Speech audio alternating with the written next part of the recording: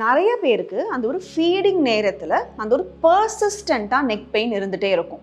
So அதுக்கு என்னெல்லாம் காரணம் அப்படின்னா, மோஸ்ட் காமன் நீங்கள் உங்களோட பாஸ்சர். ஸோ நம்ம எப்படிக்கு உட்காந்து பேபியை ஃபீட் பண்ணுறோம் அப்படிங்கிறது இஸ் வெரி இம்பார்ட்டண்ட். நிறைய பேர் அந்த ஒரு சும்மா பெட்டில் உட்காந்துக்கிட்டு அண்ட் பாப்பாவை கீழே தலையை குனிஞ்சு குனிஞ்சு பார்த்துக்கிட்டு பாப்பா மேலே நீங்கள் ஃபால் ஃபார்வர்ட் ஆகிட்டு பிரெஸ்ட் ஃபீட்லிங்லாம் பண்ணிங்கன்னா அந்த ஒரு நெக் பெயின் கண்டிப்பாக வரும். ஸ்லீப்பிங் பொசிஷன், ஏன்னா நம்ம குழந்தைய பக்கத்திலே படுத்துட்டு தூங்குறோம், அந்த மாதிரிலாம் இருந்ததுன்னா கண்ணா பின்னான்னு ஏதாவது ஒரு பொசிஷனில் படுக்கும் பொழுதும் அந்த ஒரு நெக் பெயின் ரொம்ப காமனாக வரும். நிறைய பேருக்கு தூக்கமே இருக்காது, பாப்பா அழுதுகிட்டே இருக்கும், ஃபீட் பண்ணிகிட்டே இருப்பீங்க, அந்த நேரத்துலையுமே நம்மளுக்கு வந்து ஒரு நெக் பெயின் ஸ்லீப்லெஸ்னஸ்னால வரும். சில பேருக்கு அந்த ஒரு ஸ்ட்ரெஸ் ஹெட்ஏக் மாதிரி, ஸோ நம்மளுக்கு எப்போ நம்ம வந்து அந்த ஒரு தூக்கமே இல்லையோ அப்போ ஒரு ஸ்ட்ரெஸ் ஹெட்ஏக் வரதுக்கும் நிறைய பேருக்கு காமனாக இருக்கும்.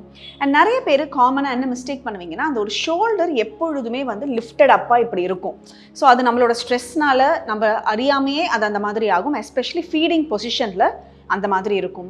இல்லை பேபியை ஒரே கையிலேயே தூக்கிக்கிட்டு கழுத்தில் போட்டுக்கிட்டு நீங்கள் அதே மாதிரி பேபியை வந்து பர்ப் பண்ணுறதுக்கு தட்டுறதுக்குலாம் ஒரே சைடு யூஸ் பண்ணி ஒரே சைடில் இருந்தாலும் நம்மளுக்கு அந்த ஒரு நெக் பெயின் கான்ஸ்டண்ட்டாக இருந்துகிட்டே இருக்கும்.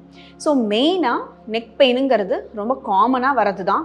பட் நம்ம எதனால நம்மளுக்கு அந்த நெக் பெயின் வருது அப்படிங்கிறத கண்டுபிடிச்சோம்னாலே we will be able to அதுக்கு ஒரு நெசசரியான திங்ஸை பண்ணி அதனால் நம்மளை ரிலீவ் பண்ண முடியும்.